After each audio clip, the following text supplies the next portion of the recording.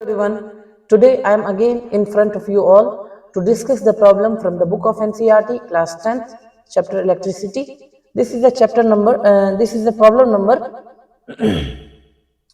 70 from your book. Now let's read the problem, and already I told you that first thing is to understand the problem, and after that you can solve it.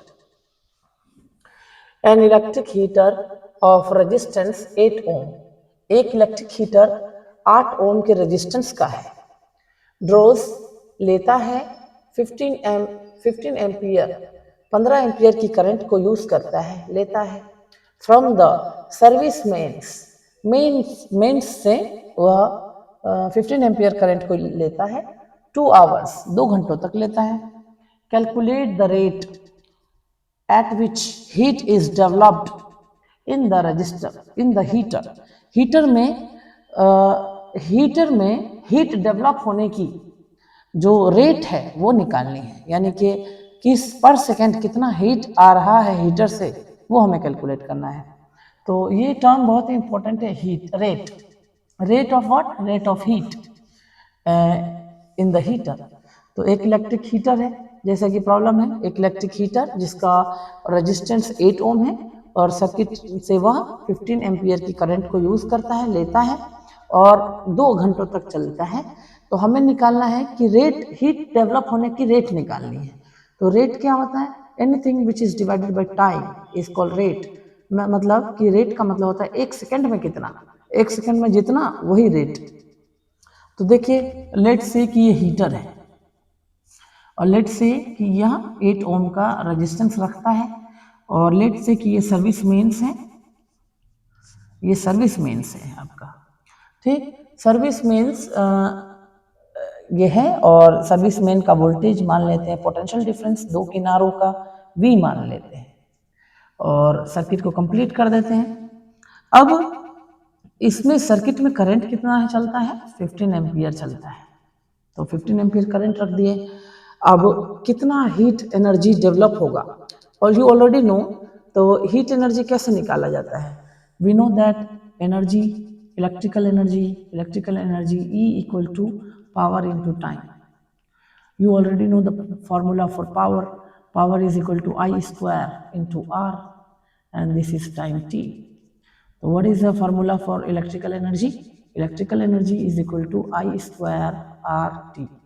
This is the formula for electrical energy. अब हम इसको थोड़ा NCERT के जो NCERT में किताब में symbol use किया गया है वो यूज किया है H. H is a heat equal to I square resistance और टाइम, करंट का square resistance into time. This is a formula for heat in the book of NCERT. Now NCERT किताब में हीट एनर्जी का formula है current का square resistance into time. अब ये तो हीट एनर्जी है, तो हम लिखते हैं कि हीट एनर्जी, तो रेट कैसे बनाएंगे? ये हीट है, इसको टाइम से डिवाइड कर देंगे तो रेट बन जाएगा। तो ये मल्टीप्लाई में है तो इसको इधर लाइए तो ये डिवाइड में आ जाएगा। तो H by T equal to I square into R. तो ये जो आपका फॉर्मूला है H बाई टी, यानी कि हीट एनर्जी बाई टाइम, ये है rate of heat energy. Rate का मतलब energy, heat energy divided by time is a rate of heat energy. तो एक सेकंड ये बतलाएगा, ये H बाई टी बतलाएगा आपको कि एक सेकंड में कितना हीट को यूज किया गया है। तो देखिए फॉर्मूला है H बाई टी, यानी कि the rate at which heat is developing in the heater H by T is equal to I square into R.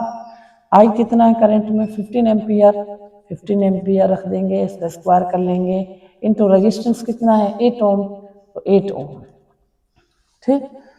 तो यहां से देखिए 15 का स्क्वायर 225 एम्पियर स्क्वायर इंटू 8 ओम, ठीक।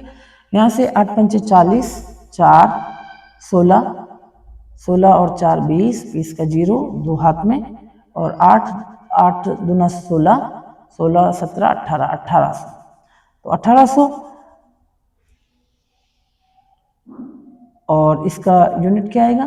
तो ऊपर हीट है, ऊपर यहाँ देख सकते हैं आप, हीट ऊपर में टाइम नीचे में, हीट ऊपर में टाइम नीचे में। तो इसका यूनिट क्या आएगा 1800, इसको बनाएंगे एम्पियर स्क्वायर और ओम को बनाएंगे वाट। वाट तो h/t equal to this watt, it means h/t equal to 1800 joule per second. तो एक सेकेंड में 1800 जूल की एनर्जी को यह हीटर यूज कर रहा है। Thank you, have a nice day.